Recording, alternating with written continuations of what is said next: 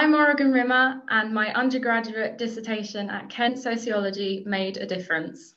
Hi, I'm Ethan Cleverly, and my undergraduate dissertation at Kent Sociology made a difference. Hi, I'm Georgia, and my undergrad dissertation at the University of Kent made a difference. I'm Shania, and my dissertation at Kent Sociology made a difference. I'm Maisie, my undergraduate dissertation at Kent Sociology made a difference. The problem I wanted to address with my dissertation was that we were consuming too much fashion to work within environmental limits and supporting fast fashion that promotes systemic social exploitation on various levels. So I became increasingly interested in why my generation, the moral generation as it were, was still buying so much fast fashion. So it was kind of like, shouldn't we know better? And what was going on for young fashion consumers? So my project ended up being about the relationship between student values and their fashion consumption, testing specifically to look at this idea of the attitude behavior gap, which is this concept of us believing one thing, but then behaving in a way that's different to what we believe. So I wanted to add to a branch of sociology I think is really important to understanding how we can improve fashion as a system. I did an online survey where I qualitatively measured students' social, moral, and environmental values, their political activeness, and how much they valued choice to see what impact these had on their fashion consumption frequency and the source where they bought most of their fashion from. And I analysed these in a mixture of frequency tables and means analysis tables. And I then also asked two qualitative questions at the end to get some sort of emotional complexity to understand it fully, which I then analysed via thematic analysis. Well, I mean, I can't take all the credit because I had a really good supervisor. And so when I said to her, oh, I want to do mixed methods, she was like, oh, okay, that's like two different types of analysis. You have to do qualitative and quantitative. But she taught me all the sources that I needed to look at and everything I needed to learn. So even though I was undergraduate, I had lots of support. So I was able to do my dissertation in the methods that I thought would be best.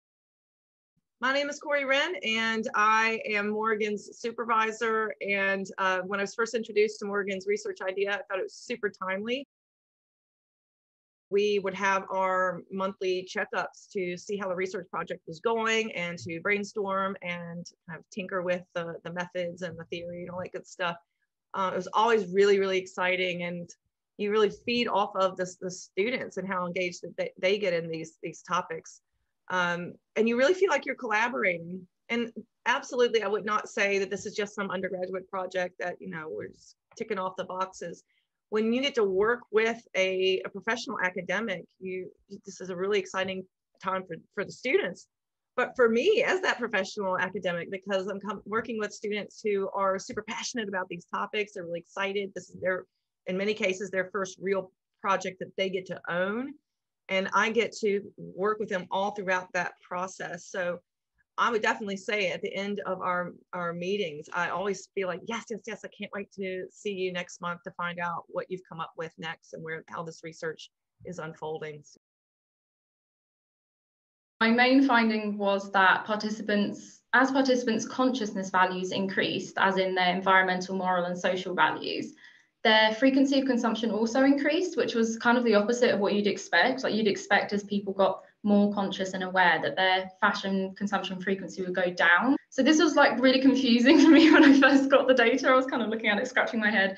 But then when I paired it with the next result, where people were buying most of their fashion from, it made more sense. So 39%, the majority, were shopping from secondhand shops.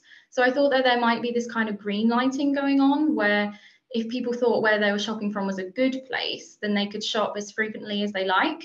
So this also made sense as to why political activeness also only had an effect on source of fashion, but not frequency. And it also made even more sense if you look at the focus of the political media attention that fashion has gained recently, which was focused more on source than frequency. So what I would say to activists and NGOs is to use my research to see specifically the barriers, particularly to frequency of consumption more than source, because as we've seen from our research, people are changing where they're buying from, just not how often. I really encourage Morrigan to get her results out there. So Morrigan has submitted her research to a student journal, And Morrigan has also submitted a summary of her work to the newsletter for the Center for the Study of Social and Political Movements here at the University of Kent, which I co-direct.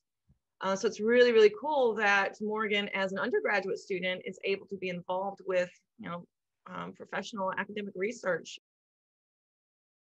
I can very, very safely say that the part I enjoyed most was when it all started coming together, because when you do your dissertation, it can seem quite fragmented because you're sort of doing methods and then you're doing the actual research and then the writing up. But when it all started coming together, I just kind of sat there and was like, oh my goodness, this is my research. Like, I did this and the data is mine and it's important and I'm researching something that I actually really care about. So I really enjoyed feeling like I was actually doing something worthwhile with my work that could actually be used for something. So yeah, I definitely feel like I'm a good sociologist.